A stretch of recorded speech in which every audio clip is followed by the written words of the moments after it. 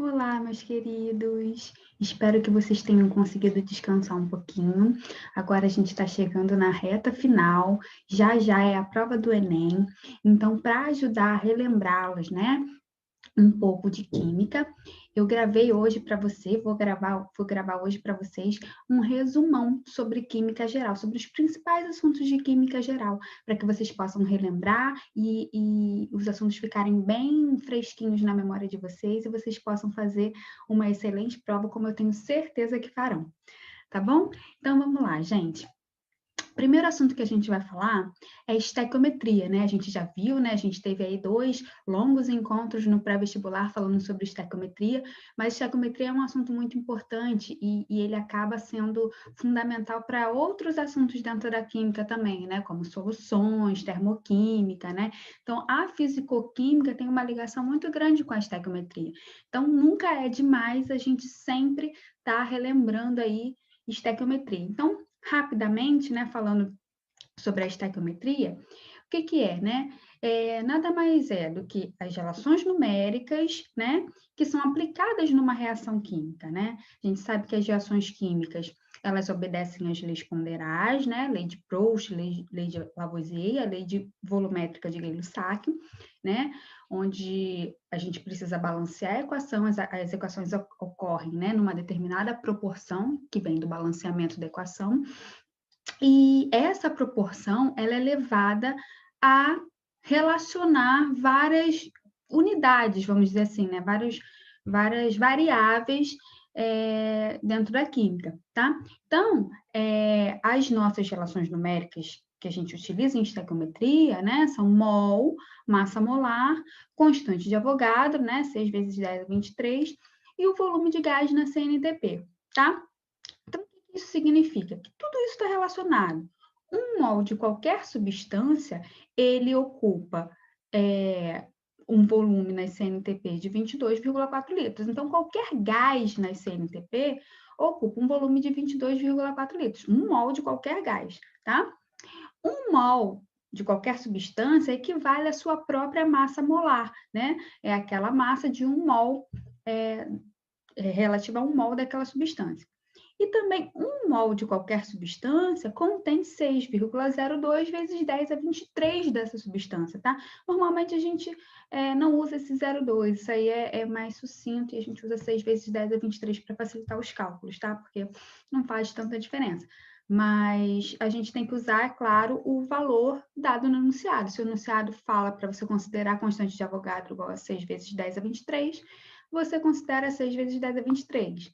Se o enunciado fala para você considerar a constante de Avogadro igual a 6,02 vezes 10 a 23, então você considera, tá? Então, tudo isso aqui se aplica a uma reação química seguindo as proporções dessa reação. Então, isso é a estequiometria, é você relacionar coisas de acordo com a reação, conforme a reação vai acontecendo, tá? Então, existem algumas etapas para a gente calcular, né, fazer o cálculo estequiométrico. Primeira etapa, né, que é a etapa fundamental, é montar a equação química, montar e, em seguida, balancear, tá? Sempre, não tem como a gente falar de cálculo estequiométrico sem a gente ter uma equação montada e balanceada. O balanceamento é muito importante, porque é através do balanceamento que a gente conhece as proporções em que os reagentes se interagem entre si para formar produtos, tá? Então, sempre vai acontecer naquela determinada proporção. Então, primeira coisa, se você olha um problema e ele já te dá a equação, normalmente ele já te dá a equação montada e balanceada, mas ainda assim não confie, porque não é uma regra que ele te dê essa equação balanceada. Então, você sempre cheque para ver se o balanceamento ele está correto, se está parcialmente balanceado, às vezes pode estar só balanceado alguns membros, outros não, então é muito importante checar esse balanceamento. Ou, no caso de não estar balanceado, fazer o balanceamento da equação, tá? De posse disso, você lê o enunciado e no enunciado da questão você vai identificar as substâncias envolvidas, que normalmente são 2, tá? Uma delas, o problema vai te fornecer um dado sobre ela e o outro, ele vai te fazer uma pergunta sobre ela. Então, normalmente, as substâncias que estão envolvidas no cálculo sempre é uma que o problema fornece um dado e outra que ele faz uma pergunta sobre ela, tá? Também a gente precisa identificar quais são as relações numéricas envolvidas. Então, por exemplo, o dado foi sobre massa e a pergunta foi sobre mol. Então, vou relacionar massa com mol. O dado foi sobre mol e a pergunta também foi sobre mol. Vou relacionar mol com mol, tá? Uma vez que a gente identificou tudo isso, é só a gente montar a nossa regra de 3.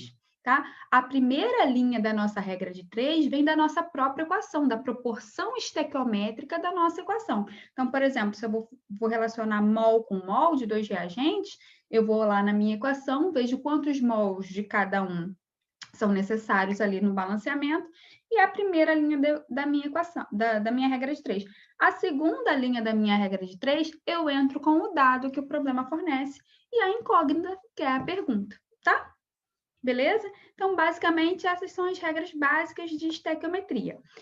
É claro que a gente tem todos os casos especiais aí, né, que a gente precisa ficar atento.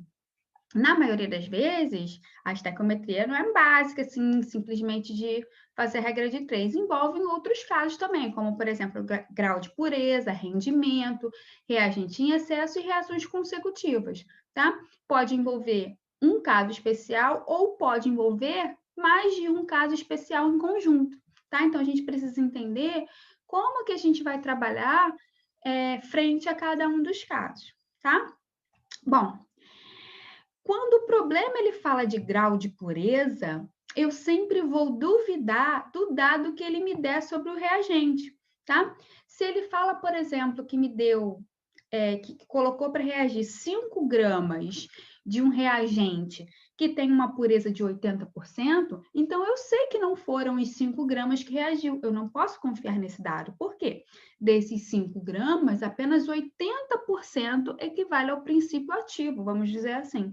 Então, 80% vai reagir, os outros 20% não, tá? Então, isso é muito importante. Sempre que a gente tiver um dado de reagente e esse problema envolver grau de pureza, a gente duvida desse valor e vai fazer as contas para chegar ao valor real, né, que vai reagir. E quando a questão fala de rendimento, né, aí já é o inverso. Eu vou duvidar do produto. Por quê?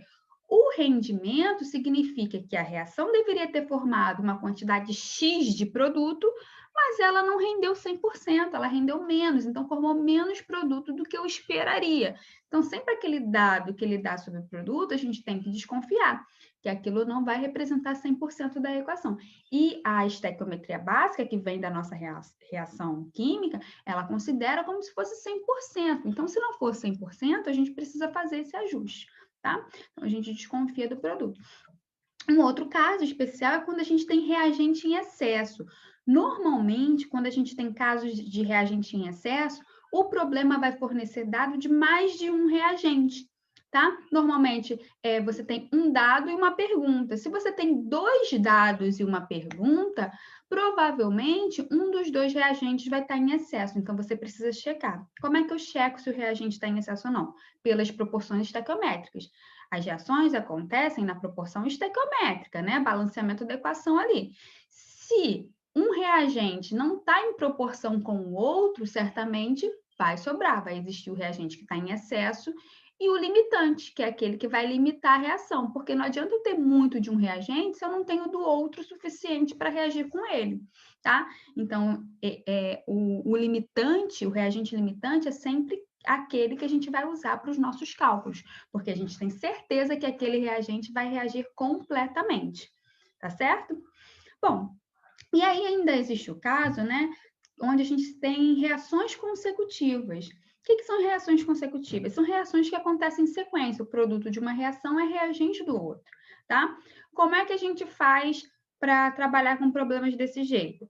A gente pode fazer o balanceamento consecutivo, ou seja, garantir que a mesma quantidade de produto formado em uma reação, ela vai reagir na outra, né? Então, a gente faz o balanceamento nas mesmas quantidades, ou a gente trabalha em etapas, começa lá de cima, chega ao produto da primeira reação, chegou aquele valor, utiliza aquele valor para entrar na segunda reação, é mais trabalhoso desse jeito, o mais fácil é você realmente fazer o balanceamento consecutivo, e daí você pode fazer uma reação global, tá bom?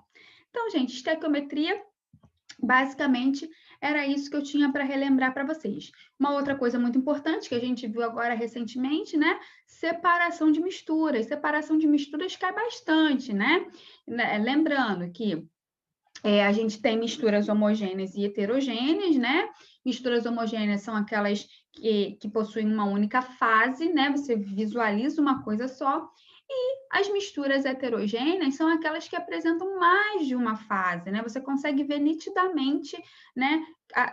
Substâncias diferentes ali na sua mistura, tá? Então, existem alguns métodos que são específicos para misturas heterogêneas e outros específicos para misturas homogêneas, tá? Bom, os principais métodos para separar misturas heterogêneas são esses daqui, ó. Catação, né? Que é simples, você vai lá e cata. Normalmente você tem mistura de dois sólidos. Pode ser até um líquido e um sólido, não tem problema. Por exemplo, água e prego, né? Bem grosseiro assim. Tem vários preguinhos dentro da água, você consegue botar a mão ali e catar também. Mas geralmente é um método utilizado para mistura sólido-sólido. Então, tipo, o ato de catar feijão, né? Até mesmo catar piolho, né? Enfim, são métodos de catação, tá? É método macroscópico. Você consegue olhar, visualizar a diferença e separar ali por catação, tá? A peneiração é muito semelhante à catação, só que a diferença é que ao invés de você pegar com a mão ou com uma pinça, no caso da catação, você vai usar uma peneira. E essa peneira, ela vai separar por granulometria, tá? Materiais mais finos vão passar pela peneira, materiais mais grossos vão ficar retidos na peneira. Um exemplo é você separar a areia de cascalho, né? Você peneira ali, a areia passa pela peneira e o cascalho fica retido, tá? A ventilação é uma técnica também utilizada para separar misturas de sólidos através de corrente de ar, né? Então, por exemplo, eu gosto de dar um exemplo bem, sempre esse exemplo, né? Porque eu uso na minha casa quando eu estou cozinhando, quando a gente torra amendoim, né? A gente vai torrar o amendoim e a gente quer descascá-lo. Você torra o amendoim, aí você esfrega ele. Quando você faz assim, a casca do amendoim sai toda e fica ali, né? Junto ao amendoim e as cascas. E aí, como é que eu separo o amendoim da casca, né? Eu começo a soprar. E aí a casca voa, né? E o grão do amendoim fica ali. Então, esse é um processo de ventilação. Claro que existem processos de ventilação mais automatizados, né? Esse é um processo bem artesanal, mas existem processos automatizados. Mas a técnica consiste nisso, você separar por diferença de peso, tá? As cascas são leves, elas conseguem ser carreadas pelo vento, e os grãos não. A separação magnética, ela é feita com a ajuda de um ímã, né? Substâncias que são ferromagnéticas são atraídas pelo ímã, né? Então, algumas substâncias são atraídas pelo ímã, você aproxima o ímã ali, separa essas substâncias e as que não são atraídas vão ficar ali. Um exemplo é quando você tem, por exemplo, limalha de ferro, que é aquelas raspinhas de ferro quando você está serrando alguma coisa de ferro, ou mesmo lixando, enfim, e faz aquele pozinho, aquelas aparas de ferro, né? Misturado com areia. Muito difícil você separar isso por catação, né? Por ventilação também não dá. Então, você aproxima um ímã ali, tudo que for férrico vai ser atraído por esse ímã e a areia vai ficar. É uma maneira de separar magneticamente, tá? A flotação consiste no seguinte, também é por diferença de peso, só que você adiciona água ali, né? Para você poder separar a fase. Então, vamos supor que você tenha areia misturado com pó de serra, né? E aí, tá todo mundo misturado, ali você não consegue separar. Granulometria um pouco parecida, o que você faz? Você joga a água ali dentro. A água, ela tem uma densidade intermediária entre a areia e o pó de serra. Então, a areia vai ficar no fundo, a água vai ficar no meio e o pó de serra vai flotar, vai ficar boiando ali por cima da água. E aí você consegue retirar esse pó de serra da água através dessa flotação, tá? A dissolução fracionada é um pouco parecida com a flotação, só que a diferença é que a flotação não dissolve ninguém, só separa, tá? A dissolução fracionada é uma técnica utilizada onde você adiciona um solvente que é capaz de dissolver apenas uma das substâncias que estão misturadas. Então, por exemplo, eu tenho areia e sal. Bom, areia e sal, tudo granulometria parecida ali, né? Não dá para separar por peneiração, enfim, por outras técnicas, o que você faz? Adiciona água ali. Quando você adiciona água, o sal, ele é solúvel em água, mas a areia não é. Então, a água vai solubilizar o sal. E aí, o que eu faço? E aí, é claro que, como eu sempre digo para vocês, é muito difícil separar a mistura utilizando apenas uma técnica. Você faz uma combinação de técnicas para separar essa mistura. Então, aí depois segue com filtração e destilação, que a gente ainda vai ver, tá? Mas a dissolução fracionada consiste nisso, é um artifício utilizado para auxiliar na separação dessa mistura. A levigação, né, que é muito utilizado lá nos garimpos de ouro, né, consiste em quê? Na mesma coisa, é bem parecido ali com a ventilação, só que a diferença é que ao invés de ser o vento, o que vai carrear é a água, tá? Então, você tem ali substâncias mais pesadas, no caso as pepitas de ouro, que a gente quer separar da areia e de outras coisas, né? A gente mergulha ali com a bateia na água do rio, né? A água corrente ali, ela vai carregando ali barro, né? Resíduo de areia, e o que fica no fundo são as pedras mais pesadas, né? Então, isso daí é a técnica da levigação. A decantação consiste em você deixar uma substância em repouso para que as fases se separem, né? Lembra que a gente está falando de separação de misturas heterogêneas, tá? Então, por exemplo, você tem água e óleo, né? A gente sabe que é uma mistura heterogênea. A água vai ficar embaixo e o óleo vai ficar em cima, tá? Só que quando você mistura, fica aquelas bolinhas de óleo ali. Você deixa em repouso e ele vai decantar, vai separar completamente, e aí você consegue separar a água do óleo, né? Você pode usar um funil de separação, né? Que também é chamado de funil de bromo, né? Que tem a torneirinha embaixo, você abre e deixa a água escorrer até ali o limite com o óleo, e depois separa o óleo, ou pode usar a sifonação, enfim, outras técnicas auxiliares aí também, tá? A filtração, né? Que a filtração é a técnica que a gente mais utiliza aí, é uma das técnicas mais importantes, que consiste de você passar uma mistura entre um sólido e um líquido através de uma membrana porosa, né? Então, por exemplo, quero filtrar água e areia. Eu pego a água com a areia, verto ali num papel de filtro, a água vai passar, a areia vai ficar, né? Fazer café nada mais é, a gente exerce aí a filtração todos os dias, né? Fazendo café na nossa casa, bota o pó ali, a água, o pó fica retido no papel de filtro e o café, depois de extraído, passa por ali, tá? E aí a gente vai para as técnicas de separação de misturas homogêneas, né? Principal técnica quando a gente fala de mistura homogênea, destilação, tá? Tanto destilação simples quanto fracionada. Então, a destilação, o que consiste? É uma separação feita por diferença de ponto de ebulição, tá? A destilação simples normalmente é utilizada para misturas sólidos líquidos, né? Onde você tem a diferença bem distante do ponto de ebulição, né? O ponto de ebulição entre as substâncias envolvidas é bem diferente, um é bem maior do que o outro. Então, por exemplo, se você tem água e sal, a água entre ebulição é óbvio, primeiro que o sal, ela vai ser evaporada e depois vai ser coletada ali, depois que passar pelo condensador, e o sal vai ficar no balão de destilação, tá? A destilação fracionada é bem parecida com a destilação simples, a diferença é que você faz esse tipo de destilação quando você tem substâncias com ponto de ebulição mais próximos.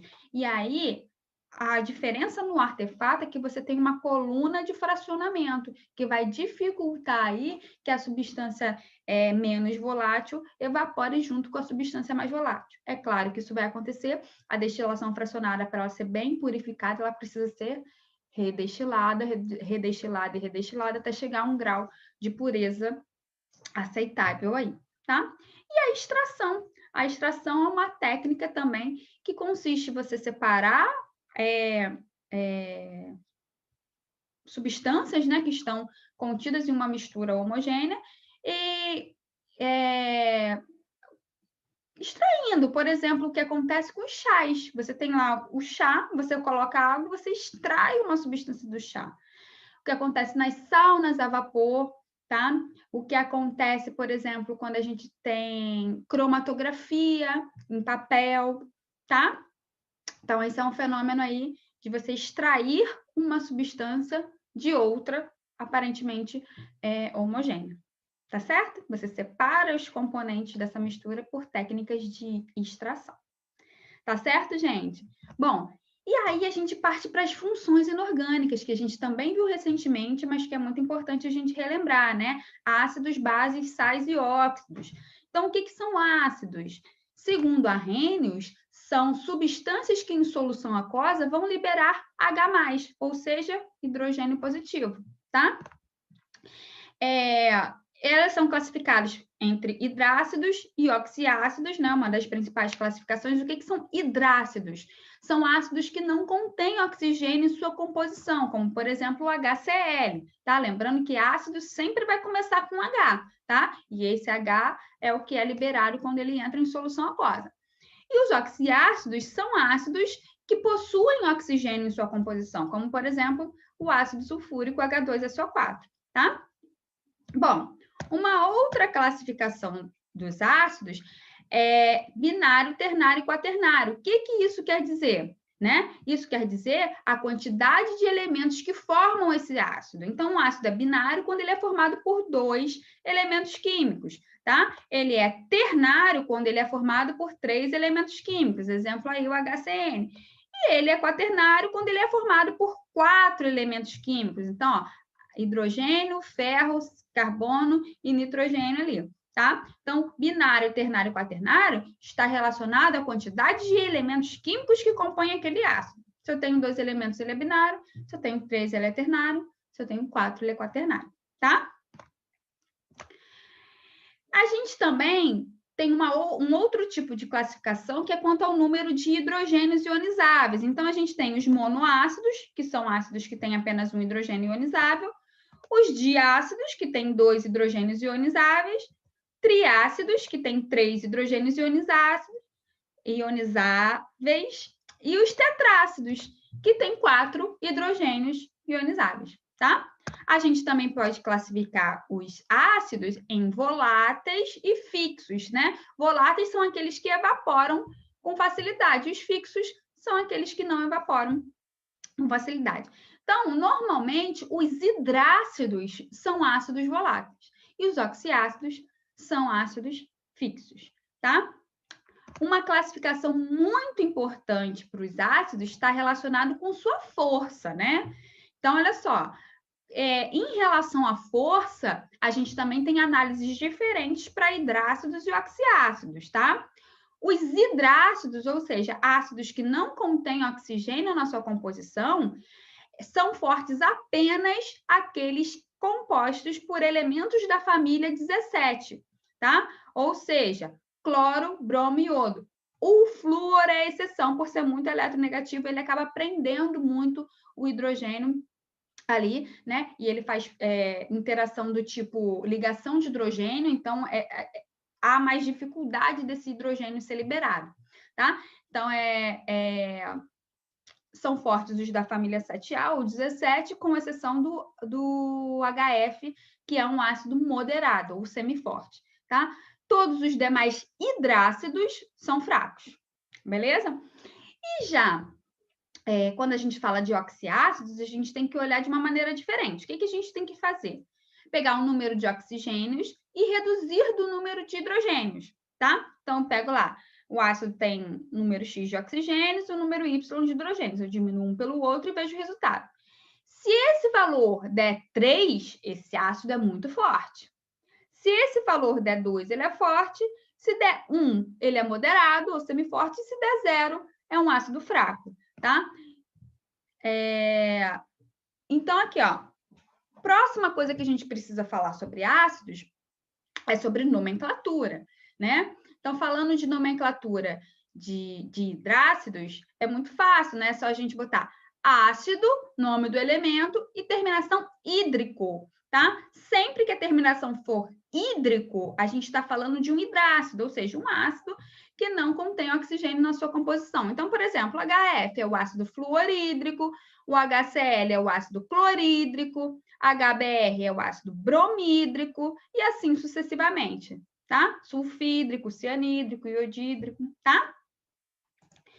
Já quando a gente tem oxiácidos, aí a coisa fica um pouco mais difícil. Por quê? Porque a gente pode ter ácidos diferentes compostos pelo mesmo elemento químico, tá? Só que em proporções diferentes ali. E aí, o que a gente tem que fazer? A gente precisa extrair o NOx, o número de oxidação, tá? Sempre do elemento central, que é o principal. Lembra? O oxiácido sempre vai ter oxigênio, hidrogênio porque é ácido, e um elemento central. Então, o que vai nos auxiliar a dar nome a esse ácido é o NOx desse elemento central, tá? Sempre que o NOx do elemento central for mais um, a gente vai ter a palavra ácido, um prefixo hipo e um sufixo oso. E no meio o nome do elemento. Sempre que o NOx do elemento central for mais 7, também a gente vai ter um prefixo per ou hiper e uma terminação ico, tá? E a gente sempre tem sempre quando a gente tem mais 1 ou mais 7, a gente tem 2 NOx intermediários, né? Que normalmente é mais 3 e mais 5, tá? Ou um NOx maior e um NOx menor. Para o NOx maior, a terminação é ico, assim como no NOx mais 7, só que sem o prefixo. E para o NOx menor, a terminação é oso sem o prefixo. Então, vamos ver como é que isso fica aqui, olhando para os oxiácidos de cloro, né? Que a gente tem em todos os casos. Como é que a gente vai ver isso? Vamos pelo NOx. Deixa eu pegar aqui. Canetinha aqui. Ó, oxigênio, a gente sabe que tem NOx menos 2, tá? Então, menos 2, hidrogênio é sempre mais 1. Então, menos 2 com mais 1, sobra mais 1 para balancear isso aqui, que sempre tem que dar 0 a soma. Então, o cloro aqui é mais 1. Opa, o NOx do elemento central é mais 1. Sempre que o NOx for mais 1, eu uso o prefixo hipo e o sufixo oso. Então, esse aqui é o ácido hipocloroso, tá? Agora, vamos aqui, ó, menos 2. Como eu tenho 2, total aqui é menos 4, tá? E aqui é mais 1. Opa, mais 1 com menos 4 sobra quanto? Mais 3, tá? Mais 3 é um NOx menor, né? Porque a gente tem mais 1, mais 3, mais 5, mais 7. No caso dos elementos que tem até o NOx mais 7, que é o caso dos elementos da família 7, tá? Então, ó, não é o NOx maior, porque a gente ainda tem o mais 5 e tem o mais 7. Então, ele é o NOx menor. Então, esse aqui é o ácido cloroso apenas, tá? E aqui, menos 2, como são 3 menos 6, com mais 1 aqui vai dar menos 5. Então, esse aqui precisa ser mais 5, tá? Opa, mais 5 é o NOx maior. NOx maior, sufixo ico. Então, esse aqui é o ácido clórico. E aqui é menos 2, como são 4, menos 8, com mais 1 sobra menos 7, então o total aqui é mais 7 para zerar, tá? Mais 7, opa, mais 7, além do sufixo ico, eu uso o prefixo per. Então, esse aqui é o ácido perclórico. Beleza? Bom, deixa eu apagar aqui. Uma outra maneira da gente ver também, né, é sempre ver que a gente sempre está adicionando um hidrogênio aqui. Então, ó, aqui eu tinha 1, 2, 3, 4, tá? Normalmente, a gente toma como referência o ico, tá? E aí, se eu diminuo um hidrogênio dele, eu tenho oso. Se eu aumento um, eu tenho perico, e se eu diminuo 2, eu tenho hipo e oso. É uma outra maneira também. Eu prefiro analisar o NOx, tá? E aí a gente vai para as bases, né? O que são bases? Substâncias, segundo Arrhenius, que em solução aquosa liberam hidroxila, OH-, tá? Então, ó, as bases, né? Sempre a gente vai ter uma substância ligada à hidroxila, vai terminar com OH, né? Os ácidos começam com H, as hidroxilas as bases terminam com OH, que é a hidroxila, tá? Então, ó, elas são classificadas da seguinte maneira: bases solúveis, parcialmente solúveis e insolúveis, tá? São solúveis as bases com elementos da família 1 ou 1A, né, os metais alcalinos, e o hidróxido de amônio, que é a única base molecular que existe. Todas as demais bases são iônicas, sempre é um metal ligado à hidroxila. O hidróxido de amônio é uma base molecular, é a única, tá? E ela é bastante solúvel. Parcialmente solúvel, né? As bases da família 2A. E insolúveis, todas as demais bases, tá? Quanto à força, a gente só tem duas classificações, ou é forte ou é fraca. Então, são fortes as bases da família 1A, né? Metais alcalinos, e da família 2A do cálcio para baixo, tá? Berílio e magnésio não, né? São bases fracas. E todas as demais bases, que não são nem da família 1A nem da 2A do cálcio para baixo, são bases fracas, tá? Bom, a gente também tem a mesma classificação dos ácidos, monobases, dibases, tribases e tetrabases, de acordo com a quantidade de hidroxilas, tá? Então, monobase, dibase, tribase e tetrabase, tá?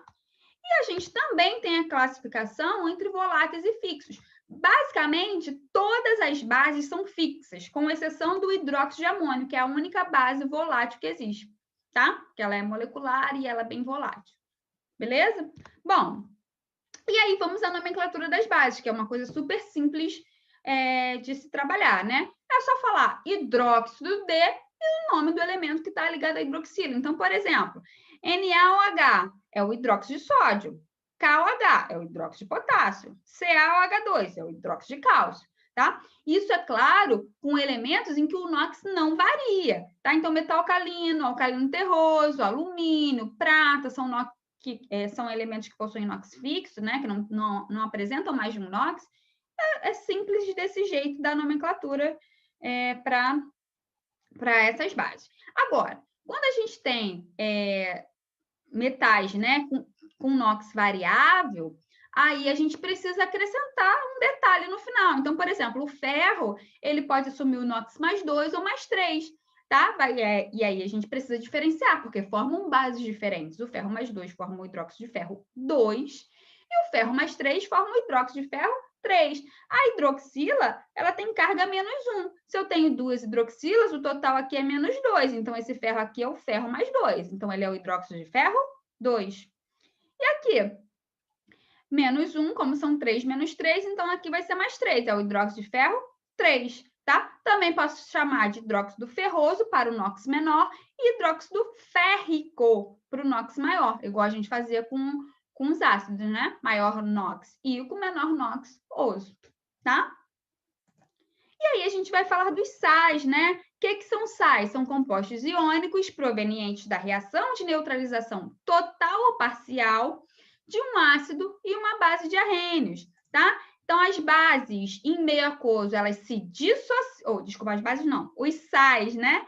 Em meio aquoso se dissociam, liberando um cátion diferente do H+, e um ânion diferente da hidroxila, tá? Então, isso é muito importante, gente. A gente também entendeu o conceito de ionização e dissociação.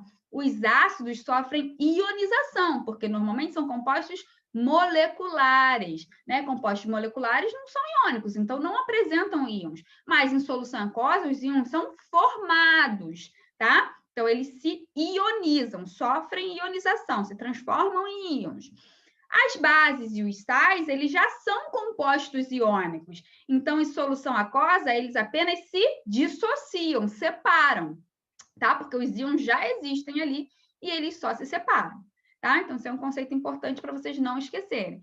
Então, eles vão liberar, os sais vai liberar um cátion diferente do H+, e um ânion diferente da hidroxila, tá? Como é que a gente obtém o sal? Através de reação de neutralização. Um ácido mais uma base sempre vai formar sal e água. Então, por exemplo, eu tenho HCl, que é o ácido clorídrico, o hidróxido de sódio, e vai formar o sal e a água, uma reação de dupla troca, né? O H+ do ácido se liga com a hidroxila da base, formando água, e o cloro vai se ligar com sódio, formando o cloreto de sódio. Sempre o positivo na frente e o negativo depois, tá?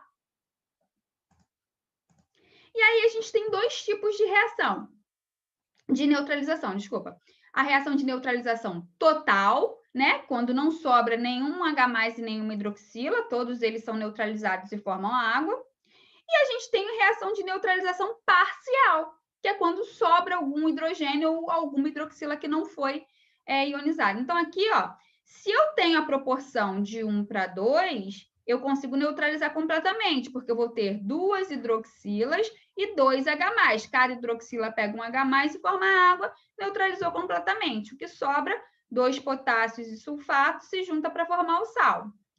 Agora, se eu tenho apenas 1 mol de ácido sulfúrico e 1 mol de hidróxido de potássio, por exemplo, aqui, eu tenho 2 H+ para apenas uma hidroxila. Então, o que vai acontecer é o seguinte, a hidroxila vai pegar um H+ e vai formar água, e ainda vai sobrar outro ali, que vai para a estrutura do sal. E aí a gente forma um sal ácido, quando tem hidrogênio ionizável na sua composição, que é o caso aqui, ou um sal básico, quando sobra hidroxila aqui na composição do sal, tá? Ah, mas tia, tem hidrogênio, tem hidroxila no sal, não vou confundir com ácido com a base? Não. Ácido sempre vai começar com H+. Um sal ácido, o hidrogênio vai estar no meio, entre o cátion e a outra parte que seria o ânion. Ele vai fazer parte do ânion, tá? A mesma coisa a base. A base termina com hidroxila. Num sal básico, essa hidroxila também estará no meio, tá? Então, isso é importante na hora da gente olhar uma fórmula e entender do que se trata. E aí, as nomenclaturas de sal, né? Como é que é a nomenclatura de sal? É sempre o nome do ânion e depois o nome do cátion, tá? Então, por exemplo, como é que eu sei qual é o nome do ânion e qual é o nome do cátion? Vai depender do ácido que deu origem, né? O cátion é o nome do elemento, então é fácil. Sódio, bário, né? Alumínio. Agora, o ânion depende do ácido que deu origem a esse sal, tá? Então, se, por exemplo, se esse sal é oriundo de um ácido que termina em hídrico, a nomenclatura dele vai ser eto. Então, por exemplo, se ele deriva do ácido clorídrico, ele vai gerar um cloreto. Se ele deriva do ácido clórico, ele vai gerar um clorato. Se ele deriva do ácido cloroso, ele vai gerar um clorito, por exemplo, tá? Então, é importante a gente saber aí a origem, né, desse sal, de onde que ele veio, qual foi o ácido que deu origem a ele, para a gente saber a nomenclatura, tá? Então, nesse caso aqui, ó, a gente já sabe que é derivado do ácido clorídrico, porque não tem oxigênio, é um hidrácido, então é o cloreto de sódio, cloreto de bário. Agora, aqui tem o oxigênio, então a gente precisa saber se ele é derivado do ácido sulfúrico ou do ácido sulfuroso. SO4 vem do ácido sulfúrico, H2 é SO4, né? Então, se ele vem do ácido sulfúrico, esse ânion é o sulfato, sulfato de sódio, tá? E aqui, sulfato de alumínio, carbonato de bário, beleza? E por último, a gente vai ver os óxidos, né? Os óxidos que a gente sabe que tem uma importância aí muito grande por causa de todo o viés ambiental envolvido, né? Principalmente no que diz respeito aí aos óxidos ácidos e aos óxidos neutros também, tá? Então vamos lá. A gente estuda 7 tipos de óxidos, alguns com importância maior, outros mais relevantes, tá? Que são eles. Primeira coisa, saber o que é um óxido, né? Óxidos são compostos binários, em que o oxigênio é o elemento mais eletronegativo, ou seja, composto binário formado por 2 elementos químicos. Então, é o oxigênio ligado a alguém, tá? Só que ele só pode estar ligado a alguém que seja menos eletronegativo que ele, porque o oxigênio tem que ser o mais eletronegativo. Então, existem óxidos podem existir óxidos, né, com todos os elementos. Só não pode existir com quem? Com flúor. Porque o oxigênio é o segundo elemento mais eletronegativo da tabela periódica. Só perde por flúor. Então, não existe óxido com flúor, tá? Então, aqui, ó, K2O, que é o óxido de potássio, o CO, que é o monóxido de carbono, mas OF2 não existe, não é um óxido, tá bom? Bom, e aí a gente vai classificar os óxidos, né? São 7 tipos de óxidos. Óxidos ácidos, básicos, os anfóteros, os neutros, os duplos ou mistos, os peróxidos e os superóxidos, tá? O que são óxidos ácidos? São óxidos que, em presença de água, reagem formando ácido, tá? Então, o óxido ácido reage com água, formando ácido. Ou, então, reage com uma base, formando sal e água, tá? Exemplo, CO2, né? CO2 é um exemplo clássico de um óxido ácido. Normalmente, os óxidos ácidos, eles são formados por ametais, tá? Então, sempre que você vira um óxido com ametal, você já se liga que pode ser um óxido ácido, tá? Também pode ser formado por alguns metais, mas esses metais têm que ter um NOx muito alto, mais 5, mais 6 ou mais 7, tá? Então, ó, óxido ácido é o oxigênio ligado a um ametal ou a um metal com um NOx muito alto, mais 5, mais 6 e mais 7, tá? Os óxidos básicos são sempre iônicos, ou seja, o oxigênio sempre vai estar ligado a um metal. Mas esse metal tem NOx baixo, mais 1 e mais 2, principalmente metal alcalino e alcalino terroso, tá? Os óxidos anfóteros, eles são aqueles óxidos que têm duplo comportamento. Ora se comportam como ácidos, ora se comportam como básicos. Vai depender do meio em que eles estejam inseridos, tá? Se eles estiverem em meio ácido, vão se comportar como base. Se eles estiverem em meio básico, vão se comportar como ácido, tá? E aí, normalmente, eles são formados por metais também com um NOx intermediário ali, mais 3 e mais 4, tá? Então, olha só. Os óxidos metálicos básicos têm NOx baixo, mais 1 e mais 2. Os ácidos têm NOx muito alto, mais 5, mais 6 e mais 7. E os anfóteros, que estão ali no meio termo dos dois, eles têm um NOx intermediário, tá? Que é mais 3 e mais 4. Metálico, tá? Falando de metal. E é claro que a gente tem óxidos ácidos também formado por ametais. Então, aqui exemplo de óxido básico, exemplo de óxido anfótero. Aliás, o óxido de alumínio é o principal representante aí dos óxidos anfóteros, tá? Os óxidos neutros são aqueles óxidos que não reagem, eles são pouco reativos, por isso o nome neutros, né? Eles não reagem com água, né? Nem com ácido, nem com base, eles são muito pouco reativos. E são esses 3 representantes que a gente precisa saber: monóxido de carbono, monóxido de nitrogênio e monóxido de nitrogênio, tá? São os 3 óxidos neutros que existem. Então, olha só. Repara que todos são formados por ametais. Então, ametal só vai formar óxido ácido ou óxido neutro. Como que eu sei que é óxido ácido ou neutro? Eu decoro os neutros, porque não tem jeito, são esses, tem que decorar, tá? Todos os demais óxidos formados por ametais são ácidos. Beleza? E a gente tem os óxidos duplos. Normalmente, os óxidos duplos, eles são formados pela junção de 2 óxidos, tá? E eles têm uma fórmula geral, assim, muito característica, que é metal 3, oxigênio 4, tá? Então, por exemplo, Fe3O4, Pb3O4. Sempre que tiver metal com índice 3 e oxigênio com índice 4, a gente está falando de um óxido duplo, tá?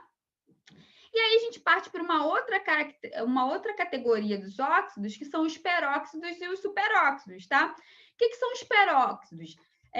São óxidos em que o oxigênio ele não possui o seu NOx tradicional -2. O NOx do oxigênio ali, desculpa, é -1, devido à presença da ligação peróxida, ou seja, um oxigênio ligado a outro, tá?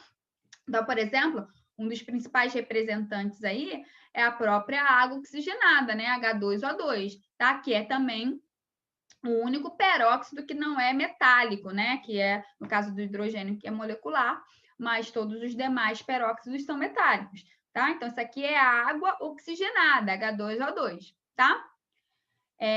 Os superóxidos são o quê? Segue a mesma linha dos peróxidos. O oxigênio não tem o seu NOx tradicional -2, tampouco -1 igual nos peróxidos, mas sim -0,5. Por quê? Por causa da ligação superóxida. São 4 oxigênios ligados um ao outro e os metais na ponta. E aí confere ao oxigênio um NOx, né, médio igual a -0,5. Beleza? E aí a gente tem também o superóxido de hidrogênio aí como um dos principais constituintes desse grupo, tá? Não preciso dizer que os peróxidos e os superóxidos são super instáveis, né? Então, eles se decompõem muito facilmente, com presença de luz, de oxigênio, tá? Então, eles são super instáveis. Uma coisa importante também para a gente falar, né? Falando aí de óxidos, né? A gente não pode esquecer de duas coisas importantes aí para a gente lembrar sobre óxidos. Óxidos ácidos, né? São aqueles óxidos responsáveis pela chuva ácida, por exemplo, né? Lembra, os principais constituintes da chuva ácida é SO2 e SO3. E também os óxidos de nitrogênio, tá? O NO, no caso, em altas, ele é um óxido neutro, mas em altas temperaturas, em altas altitudes, né? E por causa de descargas elétricas, ele acaba reagindo com oxigênio, né? E formando o NO2, e aí sim, quando chove, né? A presença da água ali forma o ácido nítrico. E o SO2 e o SO3 também, com a presença de água, formam o ácido sulfúrico e o ácido sulfuroso, tá? O NO2 forma o ácido nítrico e o nitroso.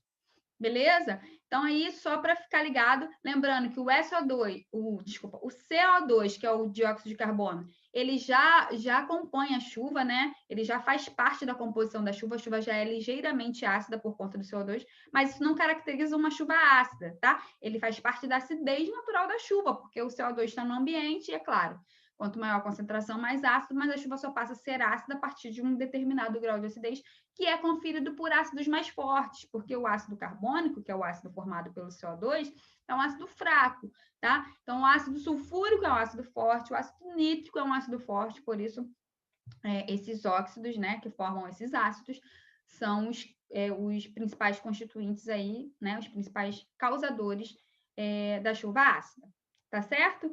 E lembrando também que eles são gasosos, né? Por isso que eles estão na atmosfera, por isso que quando chove, reage com a água da chuva e cai. Por isso também não existe chuva básica, né? Por quê? Os óxidos básicos, eles são metálicos. Então, eu tenho um oxigênio ligado a um metal. Metal com ametal é um composto iônico. E a gente sabe que todos os compostos iônicos são sólidos à temperatura ambiente.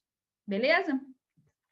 Bom, e aí, seguindo, vamos falar sobre ligações químicas, né? Acabamos de falar de ligação iônica para falar dos óxidos, né? Mas a gente vai ver aqui o que é uma ligação iônica covalente metálica. Mas não, né? Relembrar, porque vocês já sabem disso. A gente está aqui só fazendo aquela revisão geral, aquele lembrete geral para ficar tudo fresquinho na memória de vocês para o Enem, tá? Então, ó, ligação iônica, né? É composta por um metal ligado a um ametal. Nesse tipo de ligação, há transferência de elétrons, tá? Alguém quer perder, alguém quer ganhar, um cede para o outro, tá? Ligação covalente, são dois ametais ligados entre si. Aí não há transferência de elétrons, o que a gente tem é um compartilhamento de elétrons. Ninguém quer perder, todo mundo quer ganhar. Se todo mundo quer ganhar, compartilha, tá? E a ligação metálica é formada por dois metais, tá? Metal ligado a metal. Na verdade, o que acontece aí é que o elétron ele sai, né, da eletrosfera de um dos metais e ele circunda ali, forma uma nuvem eletrônica que estabiliza todos os metais ali que estão ligados, tá? Então, ó, ligação iônica. A gente tem lá, ó, o sódio, que é da família 1A, tem um elétron na sua camada de valência. Poxa, a gente lembra lá da regra do octeto, que os elementos eles ficam estáveis quando ele adquire configuração de gás nobre, 8 elétrons na sua camada de valência? Bom, tem duas maneiras do sódio ficar estável. Ou ele ganha 7 elétrons para completar seu octeto, ou ele perde esse um e fica com a camada anterior completa. É mais fácil perder um ou ganhar 7? Muito mais fácil perder um. Então, o sódio está doido para perder esse elétron, tá? Já o cloro, ele tem 7 elétrons na sua camada de valência. Ele é da família 17, ou 7A. Então, ele está doido para ganhar um elétron. É mais fácil ele ganhar um do que perder 7. Então, ele está doido para ganhar um. O sódio está doido para perder um. O que acontece? O sódio cede o seu elétron ali para o cloro. Tá? Então, o cloro fica com os 8 elétrons, e aí ele fica com a carga negativa, porque ganhou uma carga negativa, ganhou um elétron, né? E o sódio fica com a carga positiva, porque perdeu um elétron, perdeu uma carga negativa, então eu fico mais positivo, tá? Então, essa atração do positivo com o negativo forma uma ligação muito forte, tá? Que forma aí esse retículo cristalino aí, tá? Então, ó, por isso, os compostos iônicos apresentam elevadas temperaturas de fusão e ebulição, tá? Uma vez que eles são organizados em forma desse retículo cristalino, são bons condutores de corrente elétrica, porém, apenas quando fundidos, ou seja, no estado líquido ou em solução aquosa. Então, compostos iônicos não conduzem eletricidade quando sólido. Então, sal de cozinha puro não é bom condutor de eletricidade. Agora, solução aquosa de sal de cozinha conduz muita eletricidade, tá? Então, lembra disso. Os compostos iônicos são bons condutores de eletricidade só quando fundidos ou em solução aquosa. Quando sólidos, não. Tá bom? E aí a gente parte para a ligação covalente. O que é a ligação covalente? É quando você não tem uma transferência de elétrons. Ninguém perde, ninguém ganha. Os elétrons são compartilhados. Todo mundo quer ganhar. E como é que a gente faz? Compartilha, tá? O hidrogênio tem um elétron na sua camada de valência, né? Só tem uma camada também. Aliás, o hidrogênio só tem um elétron, né? Então, ele quer, na verdade, ganhar apenas mais um para copiar o hélio, que é o gás nobre, que é estável com 2 elétrons. Tá? Então, com 2 elétrons, o hidrogênio se estabiliza. Bom, vou ligar um hidrogênio ao outro para formar H2. Mas esse aqui não quer perder, nem esse. O que eles fazem? Eu divido o meu com você fica com 2, e você divide o seu comigo e eu fico com 2. Então, o que acontece é um compartilhamento. O elétron de um passa a fazer parte das 2 eletrosferas ali. É como se ele tivesse, cada um tivesse seus 2 elétrons. Só que esses elétrons são compartilhados, tá? Então, é um par de elétron compartilhado. Então, o elétron vai pertencer simultaneamente aos 2 átomos envolvidos, tá? E a ligação metálica, né? A ligação metálica é uma ligação mais, assim, vamos dizer, complexa, né? De se entender, tá? O que acontece? O núcleo atrai os elétrons, né? Você tem um núcleo ali atraindo os elétrons, só que os elétrons mais externos, eles sofrem menos atração por esse núcleo, né? Menos atração desse núcleo, porque eles estão mais distantes, então a atração ali é menor. Então, por isso, eles são mais facilmente retirados ali dessa eletrosfera. Então, quanto mais longe do núcleo, mais fácil é perder esse elétron aí. E aí, dá origem a cátions, tá? Que é o que acontece com a ligação metálica. Esses elétrons, eles são arrancados da eletrosfera e eles ficam ali em volta, né, dos núcleos positivos ali, né, dos cátions do metal positivo, que perdeu esse elétron. Porque, na verdade, ele não perdeu. O elétron só saiu da eletrosfera, mas ele fica ali estabilizando todo mundo como se fosse uma nuvem eletrônica. Então, você tem ali vários cátions de metal ali e vários elétrons circundando ali, que é o que a gente chama de mar de elétrons ou nuvem eletrônica, tá? Então, é basicamente assim que ocorre uma ligação metálica, que pode ser formada por metais iguais ou diferentes, no caso das ligas metálicas, tá? Mas a gente não sabe ao certo a quantidade de átomos de cada metal. Então, a gente, por exemplo, a gente quer representar uma ligação metálica entre átomos de sódio, a gente põe simplesmente Na, sem quantidade nenhuma, tá? Então, ó, os metais apresentam alta condutividade elétrica e térmica, mesmo no estado sólido, tá? São maleáveis, dúcteis, tem brilho característico, apresenta resistência à tração, tá? E altíssimos pontos de fusão e ebulição, tá certo? Então, essas aí são as características dos metais, é importante saber. E a gente também precisa falar, é claro, de forças intermoleculares, né? A gente acabou de ver aí fresquinho, né? Mas vamos relembrar para ficar bem atento na memória de vocês, né? Bom, primeira coisa que a gente tem que entender é se existe ou não íons interagindo, tá? Se não existem íons, a gente tem 3 tipos de forças moleculares atuando aí, tá? Dipolo induzido, dipolo permanente ou ligação de hidrogênio. São as 3 forças intermoleculares. Quando que cada uma acontece? A gente tem forças de interação do tipo dipolo induzido, que também são chamadas de forças de Van der Waals ou forças de atração de London, quando a gente tem moléculas apolares. Então, quando a gente tem moléculas apolares, a força que atrai essas moléculas uma para outra é a força intermolecular do tipo dipolo induzido, tá? Quando a gente tem moléculas polares, aí a gente pode ter os outros dois tipos de força. Ou vai ser dipolo permanente, ou vai ser ligação de hidrogênio. Como eu sei quando é uma e quando é outra? Bom, se o composto é polar e tem hidrogênio ligado a flúor, oxigênio ou nitrogênio, né, que a gente chama de HFON, a interação intermolecular é do tipo ligação de hidrogênio.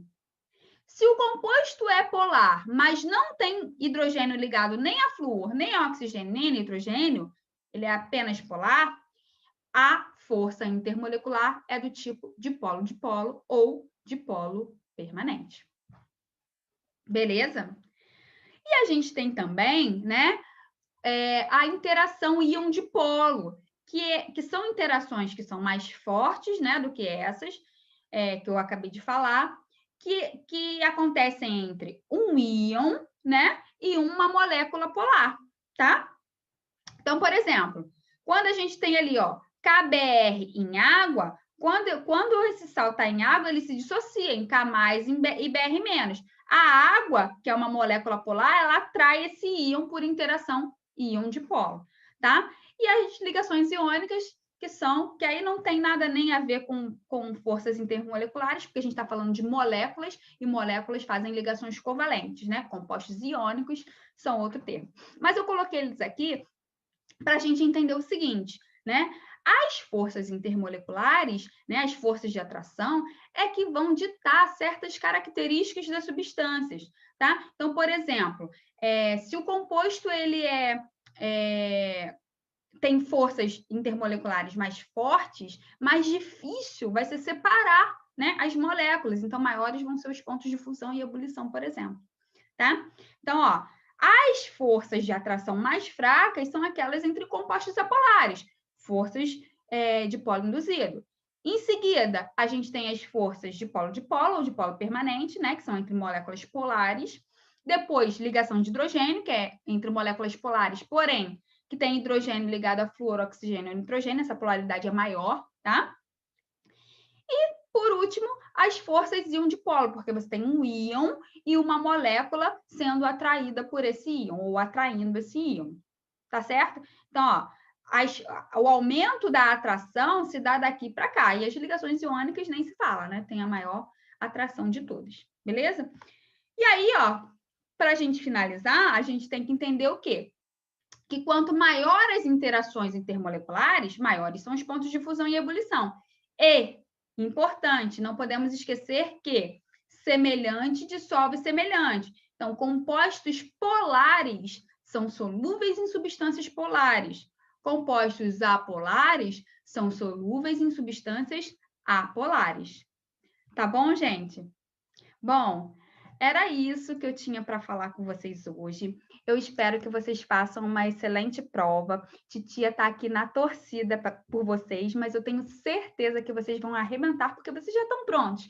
Esse videozinho aqui é só um lembrete para relembrar coisas que vocês já viram há algum tempo ou que viram agora recentemente, mas o nervosismo às vezes, né, dá aquele branco, então foi só aquele lembrete, mas eu tenho certeza que cada um de vocês vai arrebentar. Muito sucesso para vocês. Estou aqui na torcida, vai dar tudo certo. Um beijo, foi um prazer.